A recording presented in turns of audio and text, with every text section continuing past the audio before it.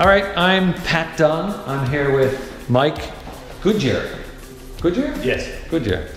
We just recently met online because we're Tesla owners. We are replacing a window regulator on a Model S, a 2014 Model S. Apparently they say the window regulator hasn't changed. I came out when it was icy cold, didn't have the car preheated, and I went and opened up the door and I just heard a grinding, crunching sound out of my window, and then it wouldn't go up and down. It looked like it was something that I couldn't fix. Mike has got some experience doing this before, and that's what we're gonna do. We're gonna fix this window regulator. All right, let's go. Okay, first we're taking out the little coverings on the 10mm bolt down inside. And what did you use to do that? Oh, I just have a nylon tool for vehicles to take off panels. And then there's another one behind here.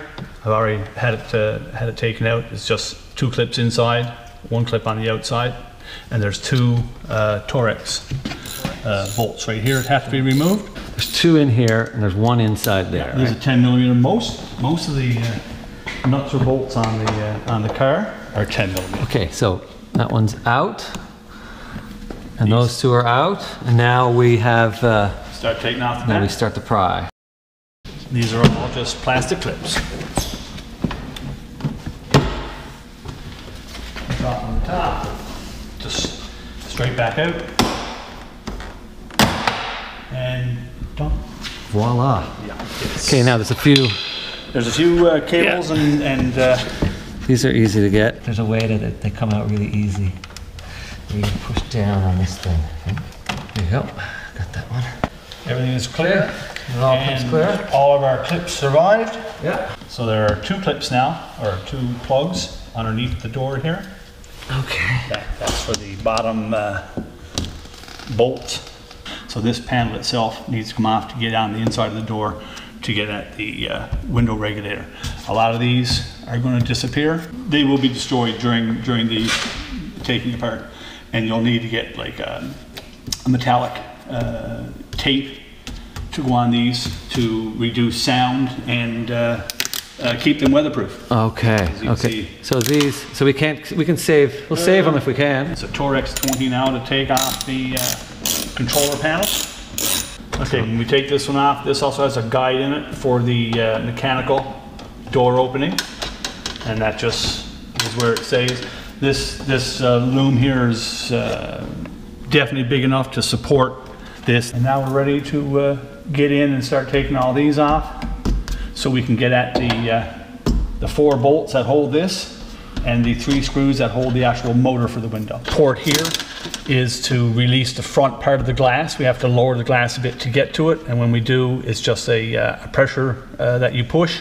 This one's a bolt, this one's just a pressure pin that when you put it in place, it goes click and it's in place. This is the pressure switch, or the pressure pin that you push on. You see? Okay. You just push on from this side, and it just it lifts moves away from the glass. Here's where my rivet is. Mine has a rivet right here. Okay. And the actual door panel has a piece of webbing looped in through the handle itself, or the panel, and the panel and this rubber is all held on by a large rivet. Okay. Whereas this car, that's just a small pin. It's just a little plastic. Yeah. Now we take off the top guide here. It just snaps off. Just rotates above the clips. This is the clamp that holds the glass in place at the aft part of the door. Doesn't need to come off, but it does have to be loosened so the window can release from the clamp. And you're holding it with your other hand. My other hand's just holding it in place as it really wants to. And now, as you can see, the glass moves. Yeah. And the keeper stays. And the keeper stays. Now just pull up. There you go. You got it. Glass just slides out. Glass is out. Okay. Find a nice safe place to put that down. Yeah. So now we need to get those bottom plugs off. These are plugs that are covering the bottom of the nuts on the small studs on the bottom of the regulator, and there's adjustment on these back and forth, so you get the window at the right angle to the rubber of the car. If these studs are pulled in this way too far, the window goes out. As soon as you hit the highway, just wind noise everywhere. So those 2 are now exposed, so we can go ahead and pull them pull this one, pull this one. These 3 Torex right here, that holds the motor. Everything comes out. Okay, that's it. You just got this one out, right? Yeah. So that one's clear. This is the actual motor that takes the cable, spools on one side, releases on the other, spools on that side, releases on the other, to raise and lower the window through a series of pulleys. Very high tech. It is.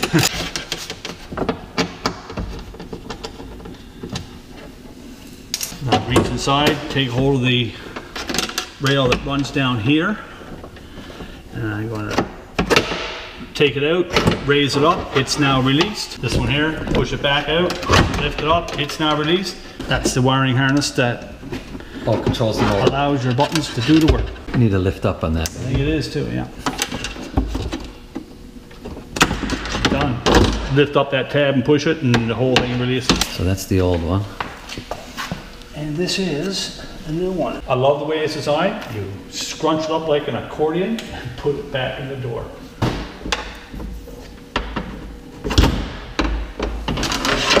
So that one goes right on there like that, hey? Now you see how this now covers the port to get at the top. Oh yeah. So this one's just a little bit, not harder, just tricky because there's not a lot of it you can see while you're articulating. Be able to visualize in this bottom stud on this front part of the regulator. We're going to remove the speaker, and it should give us a clear access to the bottom to see exactly how to get the stud down to the hole. Oh yeah, this is going to make it like much easier. Done.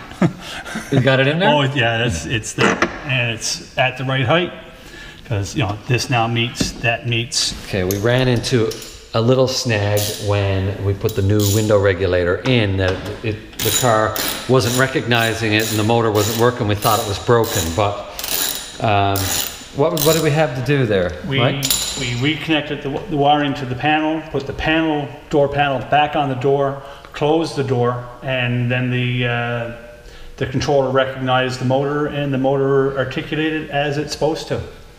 So joy in Whoville. Yeah. Important, very important step. Yes, yeah. So regulator's back in place. So now I'm going to put in the 2 bolts, or the 2 nuts on the studs in the bottom. And as you can see, just want to have a quick look at this front one. Yeah.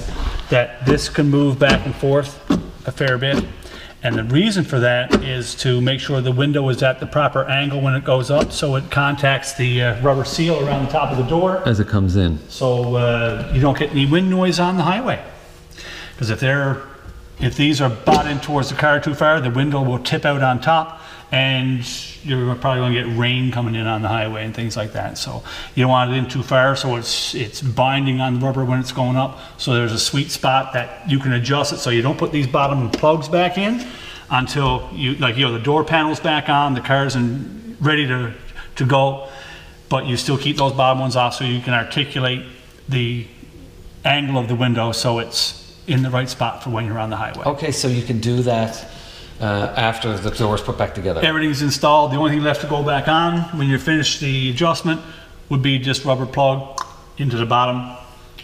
Robert's your father's brother. Okay, so we got these. This is loosened. This is the only one, right? That's loosened. That's the one that clamps the window. The other one clips in the front. Yeah, maybe get the back part in there, yeah. There you go. There you go. And this is just making sure that we get it into the right chamber there.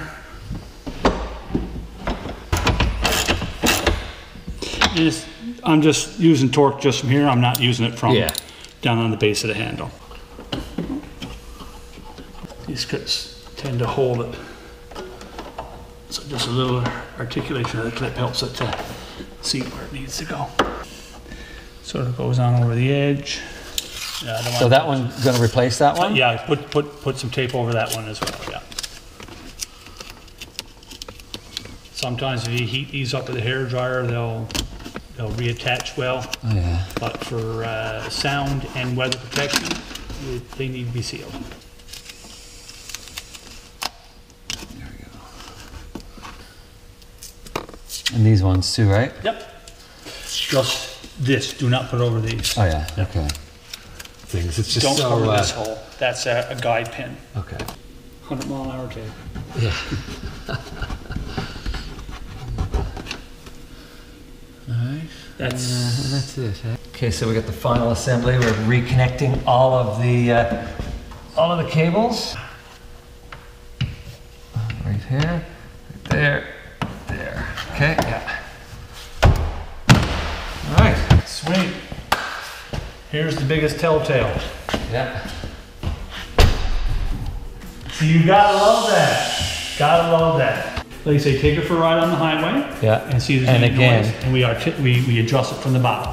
Okay. Yeah. Yeah. So I can make it out, angle it in, whichever way it needs to go. perfect. Now I can take it, get a car wash. Yes, you can. Perfect.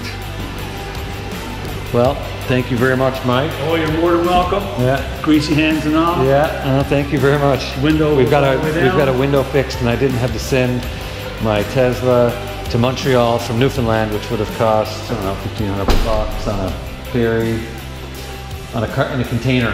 Yes. I think I would have put it in a container. Yeah. All right. That's it.